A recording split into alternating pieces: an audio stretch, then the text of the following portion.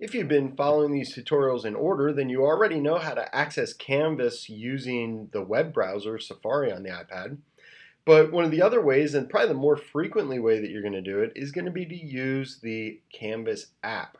Now you're going to need to download the Canvas app from the app catalog from the school. And I have the Canvas app on the top right hand corner of my screen, so I'm going to launch it. Now the reason why you're going to want to use the Canvas app probably more frequently is because this is the mechanism you're going to use to turn in assignments to your teachers.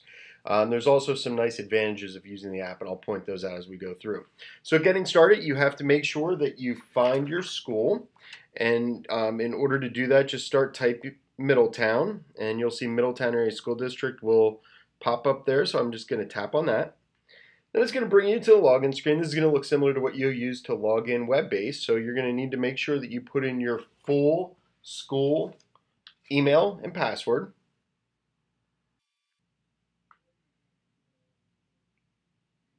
And after you tap in login, you're going to get a little prompt here, and I'm just going to check remember my authorization for this service, and I'm going to tap login.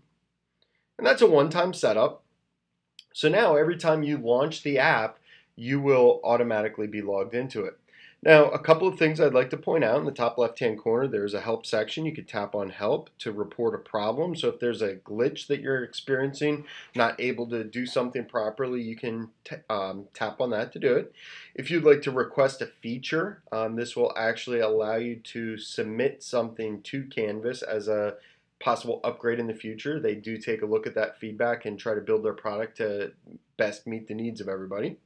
But you'll see here in the middle of my screen, you'll see a list of my courses, and you can list them as your favorites, kind of like you could on a computer. So as time goes on and you have more and more courses available to you, you can see your favorites. You could also, if you want to see all courses, you can tap down in the bottom right hand corner where it says all courses, and this will pull up all of the courses that you have available to you. And you can tap on any one of these to launch it. But if you tap in the bottom right hand corner, you'll notice that it gives you some information. It'll tell you grade is currently unavailable. If you want to make that a favorite, you just tap on the star, and now that will appear when you go back to your favorites list.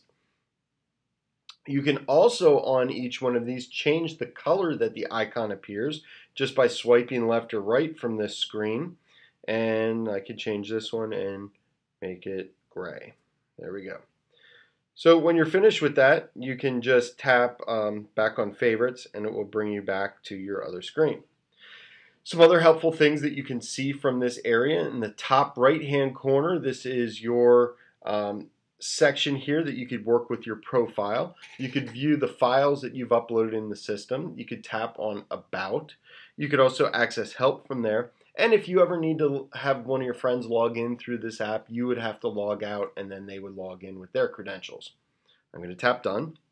Now down at the bottom, we are currently on the courses tab, so that's going to show the courses. It also will show any groups that you're part of. Some of your teachers might put you in separate groups. If that does happen, then you would have your group showing there. The next option here is the calendar, and this is a really helpful feature. First time you pull it up, it's going to say you have no selected courses, so I'm going to add some to my calendar. And I can go through and select all the courses that I'm enrolled in. Now, this is a fake account, so I'm only going to enroll in Tools for Learning and Biology, and I'm going to tap Done. But what this will do is this will then populate that calendar with any assignments and important dates that my teachers put on their calendar. So for every class that I have, I'll be able to see this. So I see now that there's something listed for the 21st. I tap on the 21st, and on the right hand side, it tells me what I have due. Now I could actually tap directly on that, and that would launch me into the course so I could see that assignment and I could submit it from there. I'm just going to go back to my calendar though. So also from here, you could see that if I go and tap on a different date, I could see the other assignments.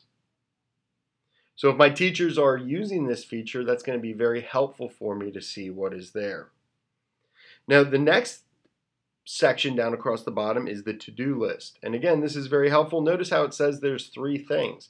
This is going to launch a screen similar to the calendar, what I saw, but here I could just toggle between my 3 different assignments, and I could submit them right from this area if I need to.